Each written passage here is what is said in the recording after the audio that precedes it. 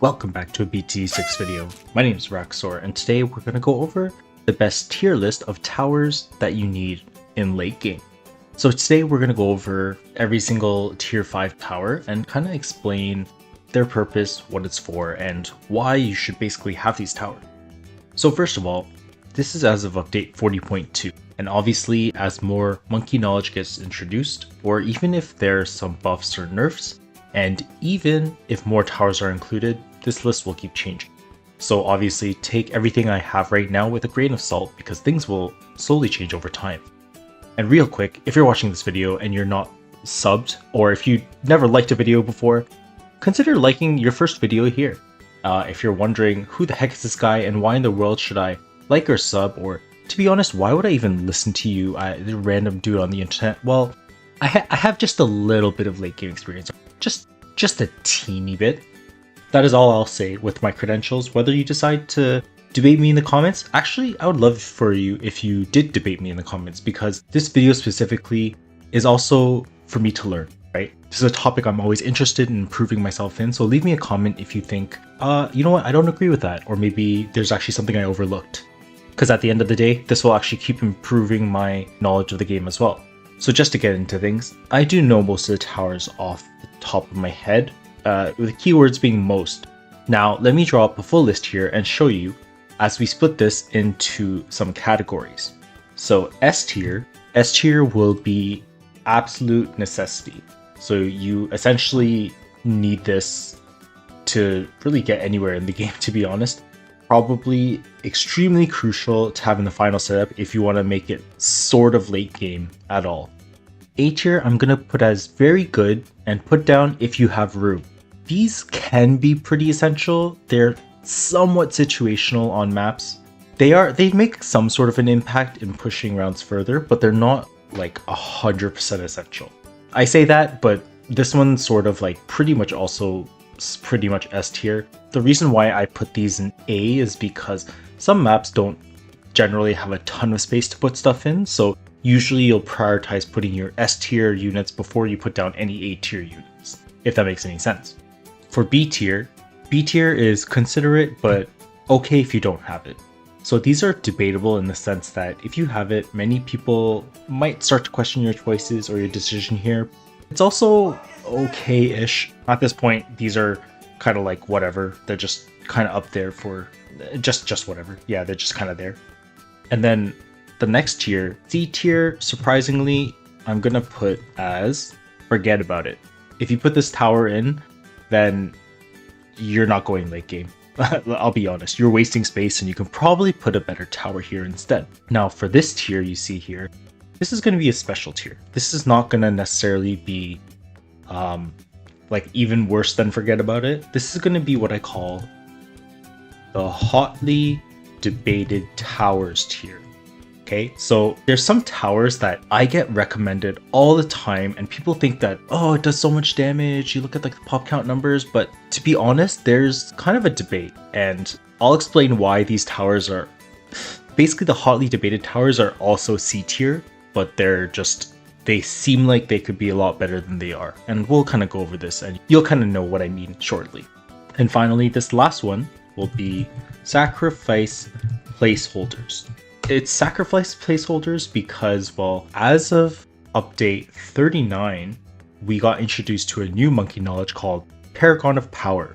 Two things happened here. We suddenly got the ability to get degree 91 paragons, which doesn't make that much of a difference. Okay, don't get me wrong, it makes a difference because the previous Paragon amount used to be 76, but now the new Paragon degrees are 91, so it helps push it maybe like a smidge further. But this Paragon of Power actually pushes it even more so.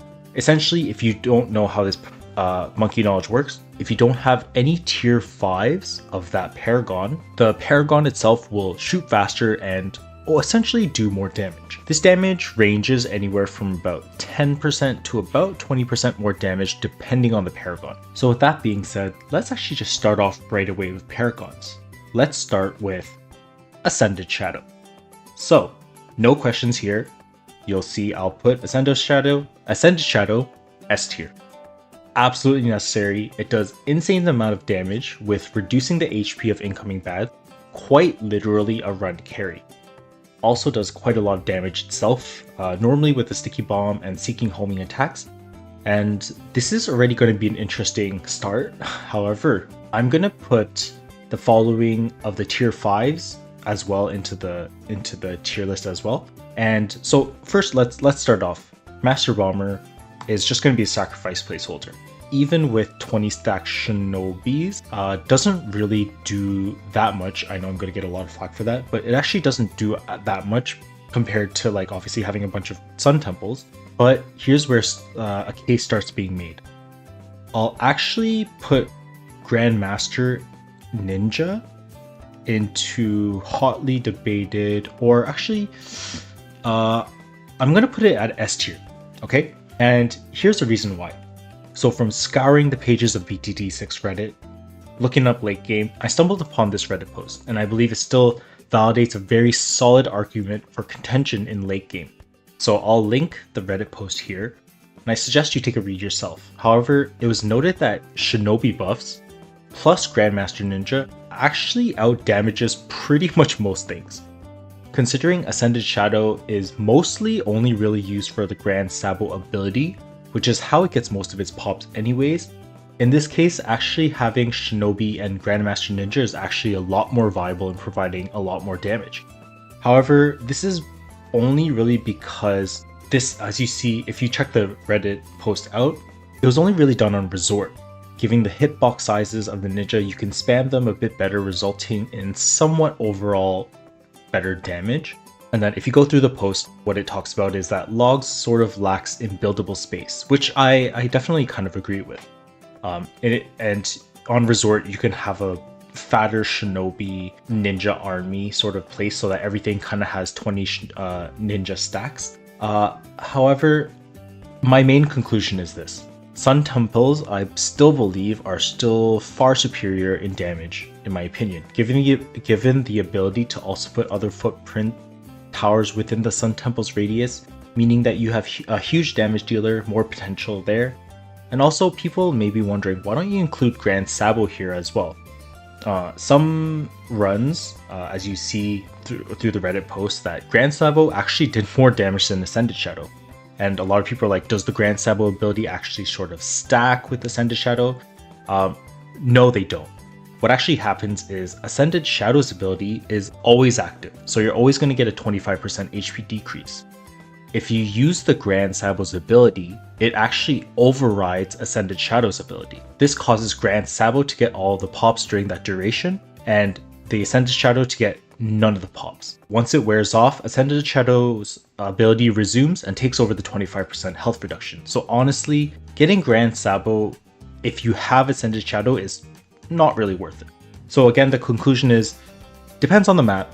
Shinobis may be better. I'm actually a little bit curious to test and see myself. Grand Sabo will go under sacrifice placeholders. Next, we move on to Magus Perfectus, also an S tier. And the reason for this is quite literally, it does way more damage than all of the tier 5s combined. Archmage, Wizlord, Phoenix, and Prince of Darkness all combined sort of pale in comparison, and with good ability timing on the wizard, it can do a lot of damage. The key here is trying to do as much damage with as little space as possible. So obviously if you have one tower that can dish out a ton of damage, then that's great. Especially if it's like a small footprint tower like a wizard. But if you have the wizard and then you have the Archmage and Wizardlord Phoenix and Prince of Darkness, and these three kind of just impeding its damage when it can do all of its damage for it, then there's no point in getting these tier 5s. Wizardlord Phoenix does good damage, considering it's also pretty... Sorry, not Wizardlord Phoenix. Magus Perfectus. Oh my gosh, this is going to be a long video. Magus Perfectus does good damage considering its price point as well. It is a bit more expensive, but I still think Magus Perfectus needs a little bit more of a buff to sort of equate its worth. But unless they lower the cost too, then maybe that'll be more worth it as well. None of these compare to our next Paragon, which will be Goliath Doomship. Another instant S tier. So obviously Goliath is love, Goliath is life. Goliath easily keeps up, if not rivals, some Sun Temples, sometimes outscaling them quite well. Actually a very legitimate Paragon. Worthy of its cost, considering it's the most expensive, but it's literally worth every dollar. The Paragon power here is also more worth it to not get the tier 5s. And I believe the reason why is that the tier 5s, especially for these towers, so for this case, it'll be either Flying Fortress, Sky Shredder. So Sky Shredder does not really outscale or like scale up in damage, so that's not really worth it. Sarabama is just, I'm sorry, it's trash, but thankfully it's a sacrifice, so you still go under sacrifice placeholders. And then you can make an argument for Flying Fortress. Flying Fortress could potentially actually be an S tier.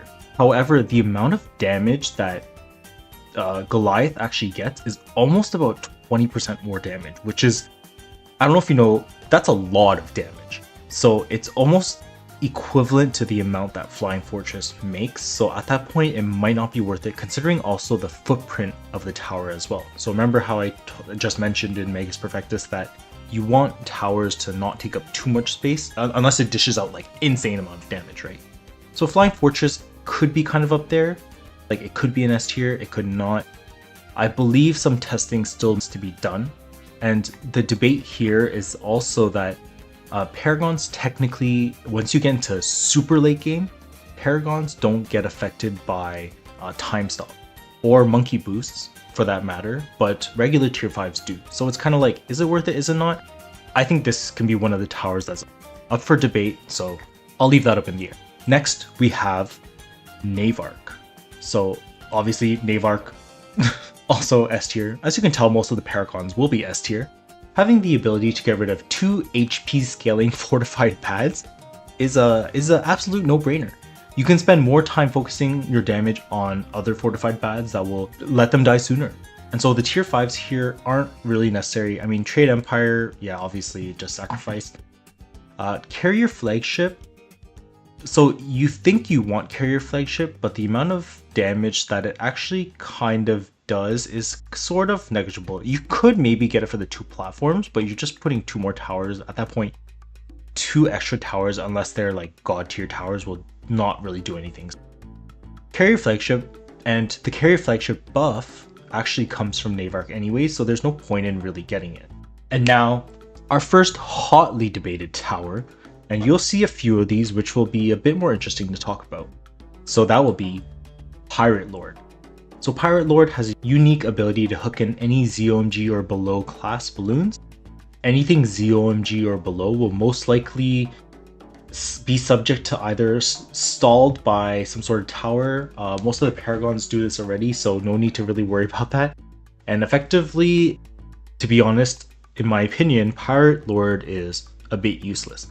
You can argue it does a lot of damage because obviously as the rounds go on, the ZOMG class balloons and below, their HP scale is really high. Considering you have Paragon of Power already, Navark has an innate ability to already hook in ZOMG class balloons and below, so I think Pirate Lord is pretty hotly debated, but I don't think it's actually worth it to get it. Next we have Boomerang or Glaive Dominus, and again, also, Glaive Dominus is actually going to be S tier. I believe, to be honest, out of all of the Paragons, Glaive Dominus has quite a lot of utility. It's super, I would say underrated compared to the other ones. Like Glaive Dominus obviously has decent damage, not the best damage, but it's still decent damage for a Paragon. It essentially has global damage as well because it can have it has the global Mob Dom, if you didn't know. It also has insane knockback, so if you put it close to an exit, even if a bad pops really close to the exit, any DDT is not escaping because Glaive Dominus said no, okay? And then, not only that, catches all the leaks, also buffs primary towers. Because of all that, good damage, great utility, gives primary buffs, global damage, I actually advocate pretty highly for Glaive Dominus. It's pretty essential, I feel. And now we're finally going to go into Apex, which, believe it or not, I'm gonna get a lot of flack for this, but I'm putting Apex in B tier, okay? So listen up, hold up. Apex excels in maps that have enclosed spaces or walls. Otherwise, Apex is too niche. Considering that the map generally looked at for late game free play is either logs, resort, or maybe even cubism, there are hardly any walls on those maps. I mean, what's the point of getting Apex in that case when you could potentially even get just a better tower in general? That being said, so you maybe want to question and say, okay, well, if that's the case, then why don't you look at any of the other tier 5s, like maybe Plasma Monkey Fan Club?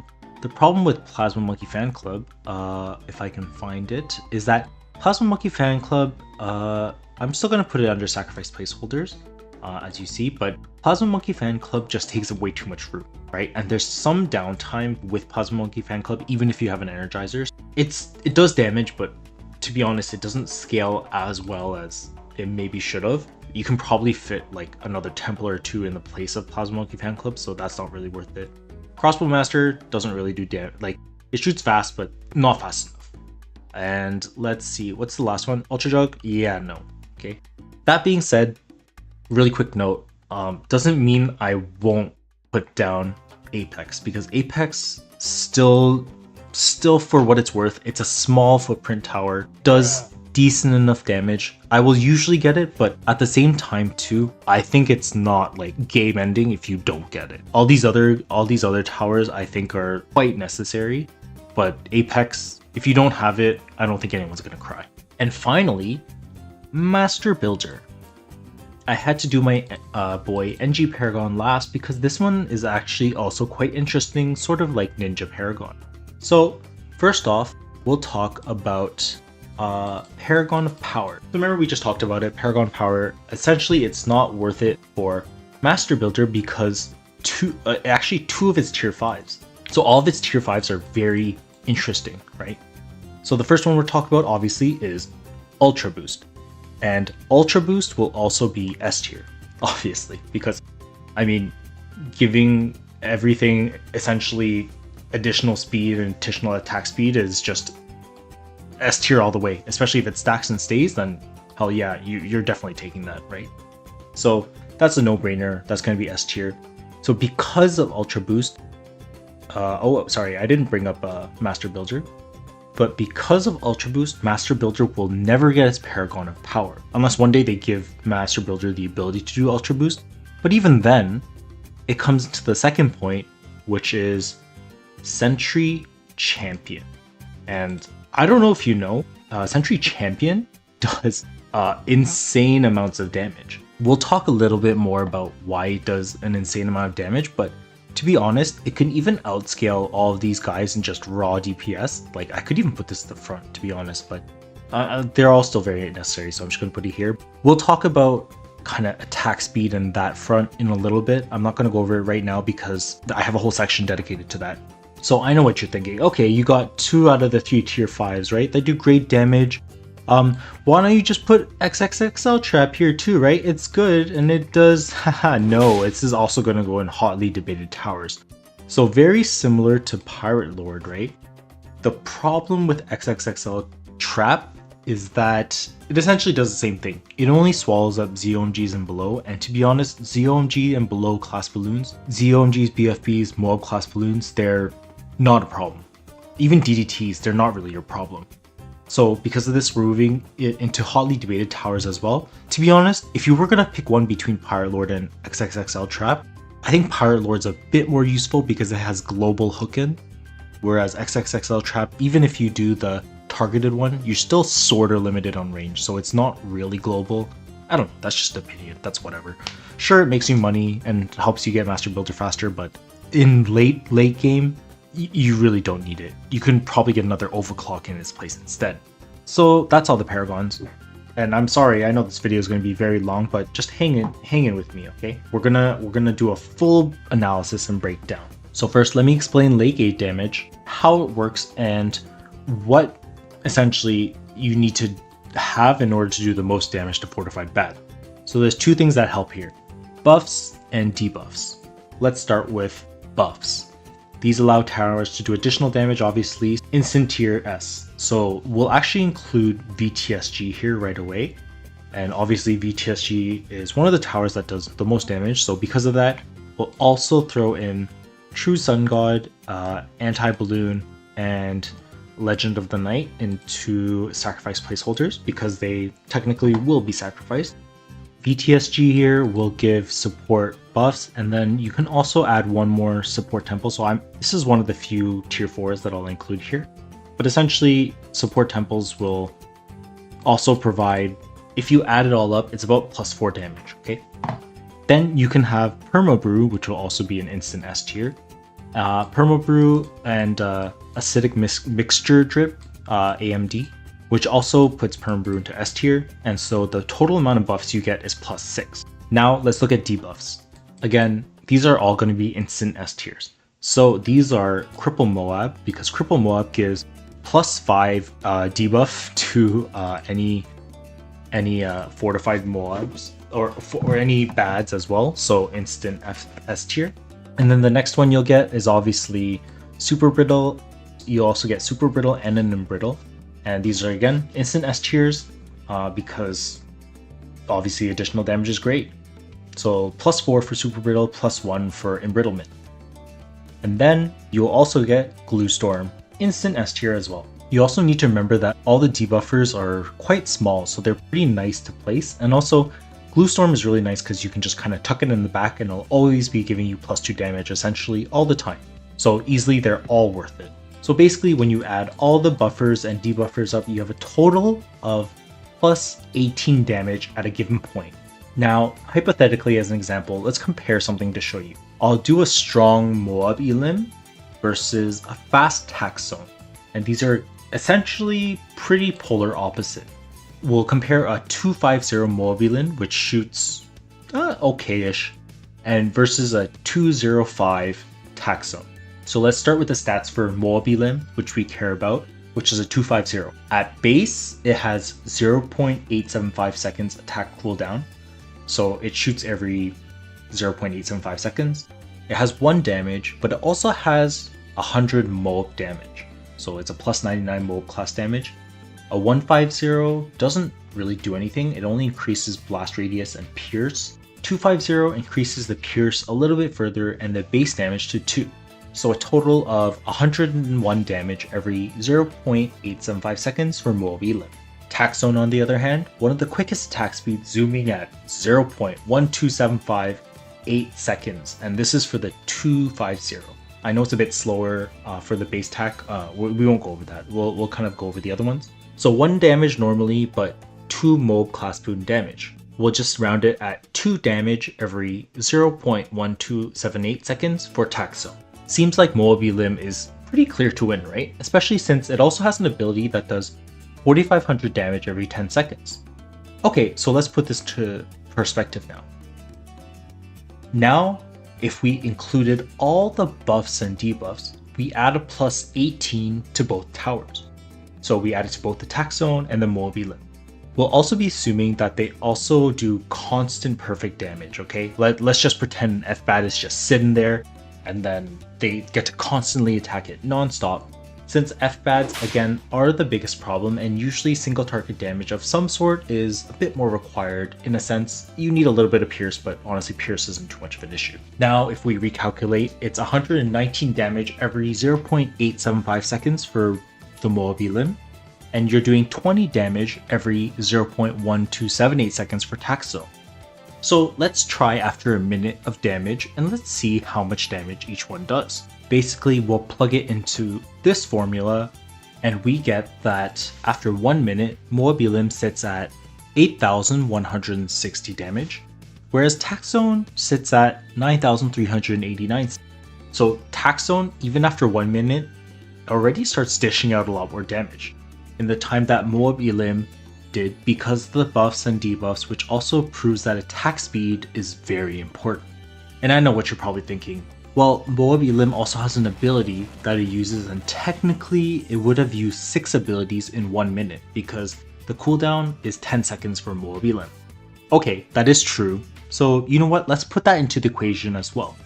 So as you see here, I'll adjust the equation. Moab Elim sits at 35,160, whereas Taxone sits at 9,389 still. So you're saying, okay, Moab Elim is better then. What's the point of this? But now let's try for 1 hour. Assuming the same measures, as well as including the Moab Elim, this is now going to be 3,600 seconds.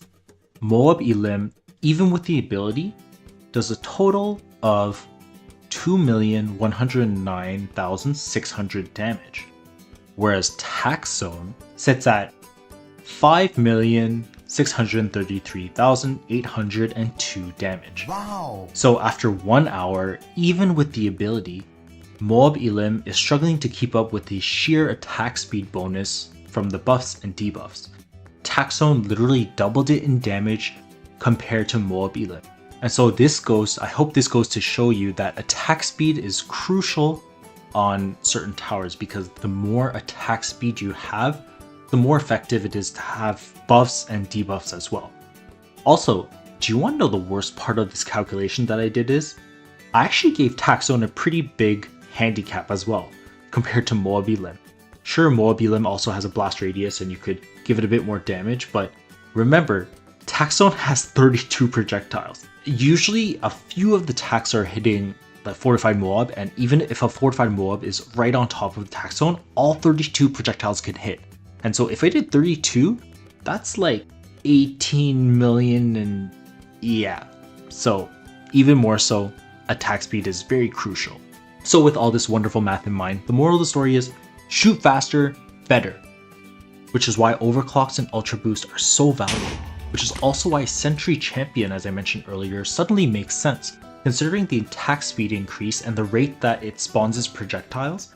If they all have additional buffs and damage, and there's like 100 of them shooting at once, suddenly they shoot faster, it starts scaling out of control, and why Sentry Champion is actually one of the best towers for late game. So let's go back to the reason why you're here, and that's the tier list, and I hope that suddenly makes sense on why certain towers are gonna kind of be picked now. Okay, now for the rest of the towers.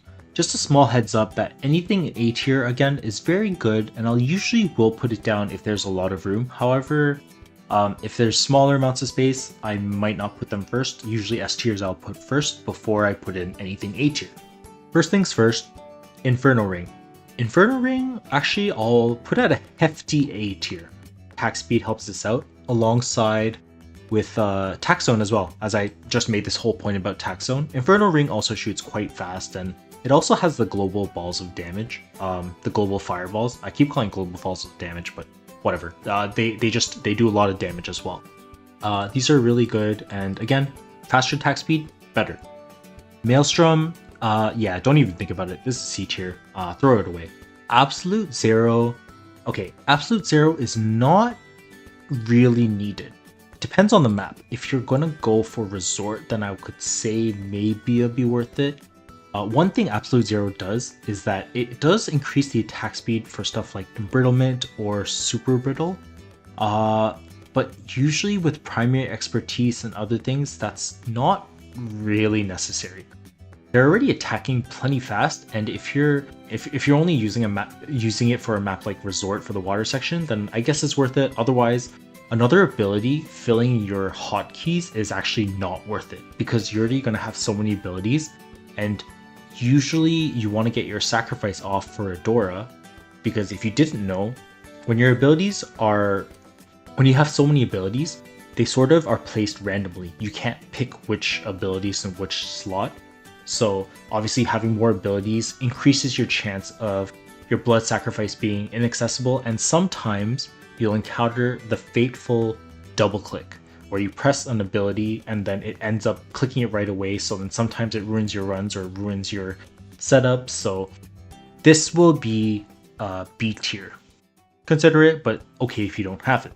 So Icicle Impale, good for stalling, but again, you already have Master Builder, Ascended Shadow, and Glaive Dominus, which all have stuns, knockbacks. Also, all your temples, sun temples, usually you'll have magic sacrifices in it. And magic sacrifices give two things.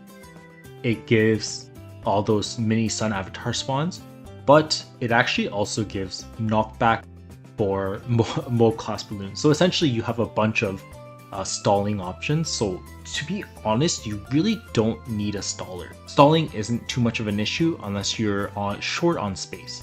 So because of that, I'll put Icicle Impale in B tier. Glue Solver is unfortunately C tier. Doesn't do enough damage for what it's worth, so kind of just forget about it. The next is Mob Glue, and again, similar to Icicle Impale, so another B tier, not really necessary.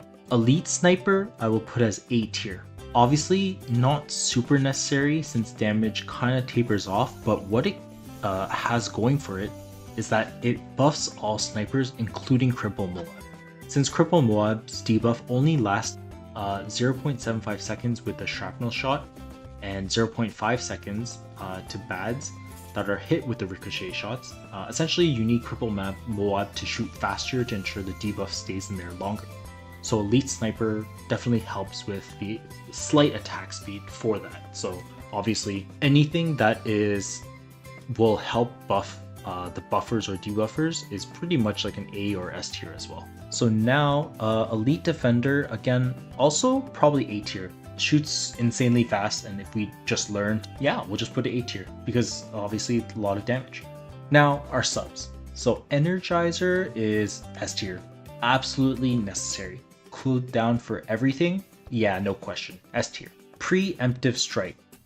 So for Preemptive Strike, what we're gonna do is seems good on paper hypothetically, but it's not all that good. I'm gonna put it in C tier, I'm really sorry. What this tower suffers from is what I like to call set amount of damage syndrome. So all HP of bad scale in late game, and the damage of these towers are fixed. Obviously, it goes without saying, but if you do a first strike on around 100 bad, which has 28,000 HP, and a first strike does 10,000 HP, just about 35 to 36% of his HP, which is pretty respectable. But as you go into round 200, Fortified Bads have 1.3 million HP, and suddenly 10k out of 1.3 million is only 0.76%. And yeah, and their HP keeps scaling from there. Yeah, 10,000 damage is not going to do anything for you. C tier, unfortunately, set damage is never good for late game. Sub Commander shoots fast, but not fast enough in my opinion. I know I used it for my erosion run, but probably not completely necessary. I would honestly just kind of forget about it, to be honest. I would actually put it in C tier. So all helis are also similar.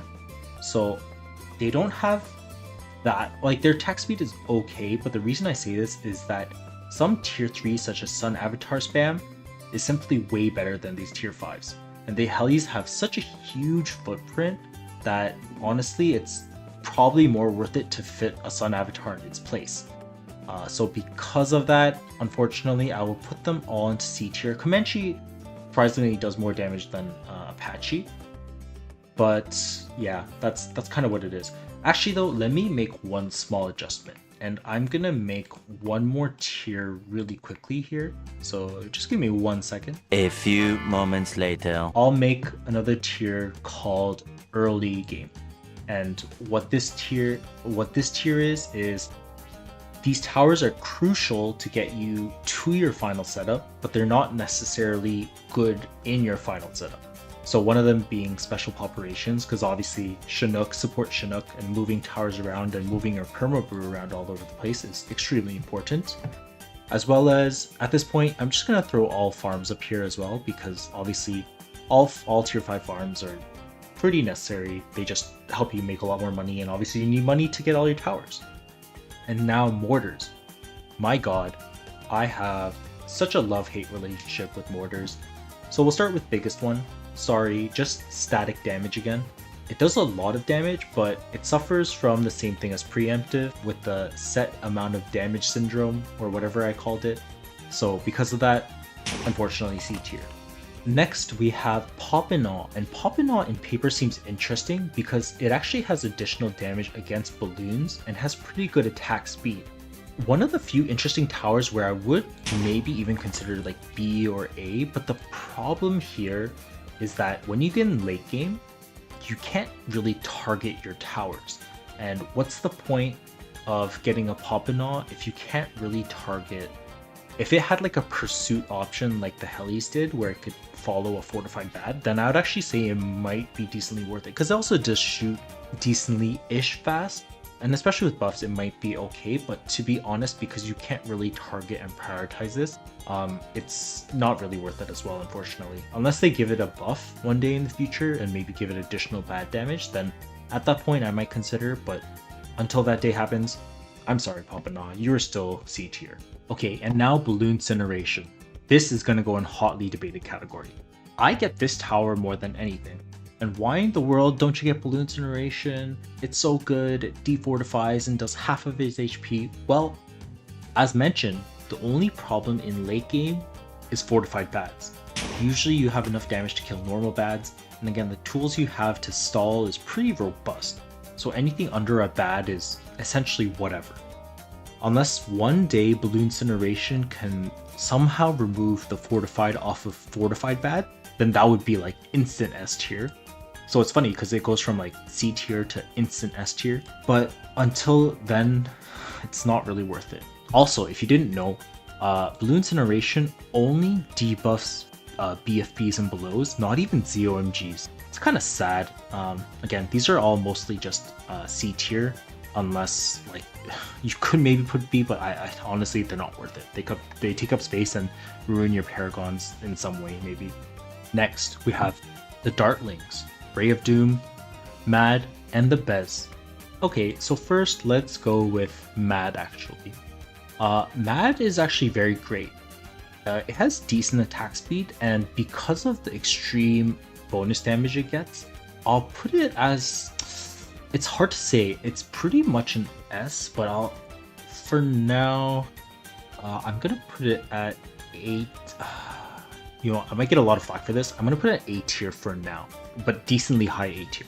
Ray of Doom and Bez are interesting because Dartling Gunners are pretty much, they're all great because, well, Bez has a lot of utility as well, right? So Bez and Ray of Doom sort of like, they do a lot of damage for the footprint, and Bez has a lot of knockback. Ray of Doom recently they did buff, so it does a lot more damage.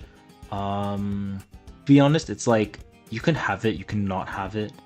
You know what I'm gonna do actually, really quickly? I'm gonna put Bez and Ray of Doom into A tier, and then here what I'm gonna do is I'm actually gonna move, this might seem surprising, I'm gonna move up the tax too, because just because of the tax speed and how fast they go, this isn't necessarily indicative of like the order you need to get it, but like just getting these with the amount of attack speed and buffs, it's like these tier 5s kind of really make it work, if that makes any sense.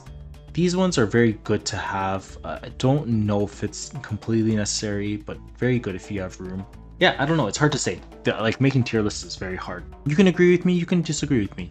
You could definitely play around with it and let me know.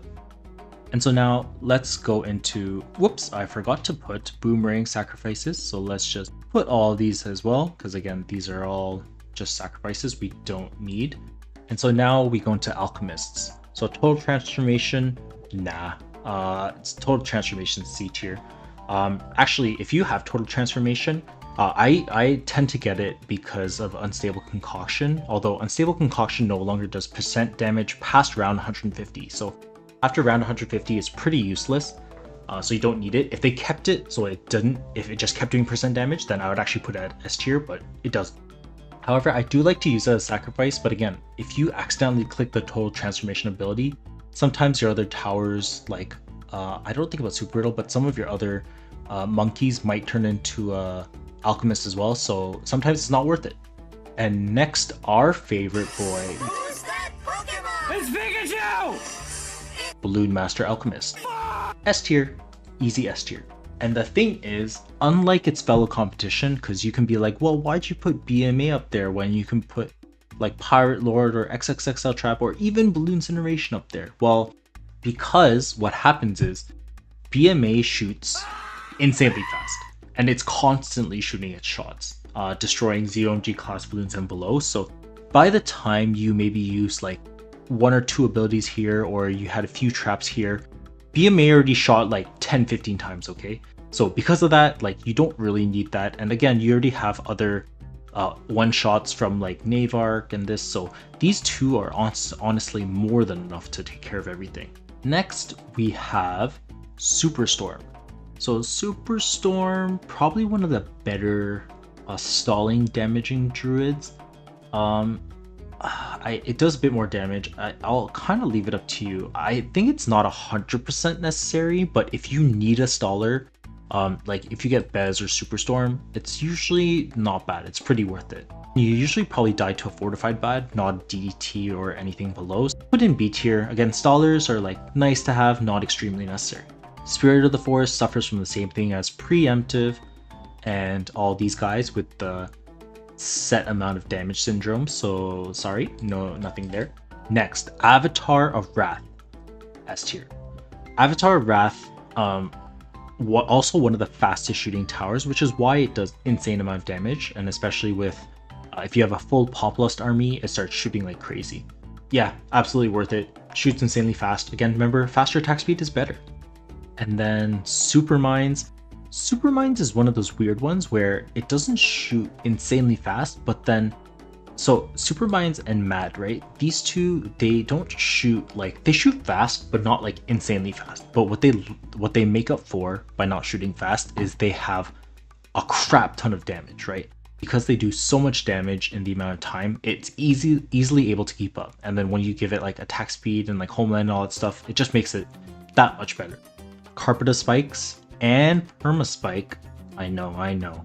People are freaking out in the comments right now. What the heck? Like, why are you putting Carpet of Spikes and Permaspike there?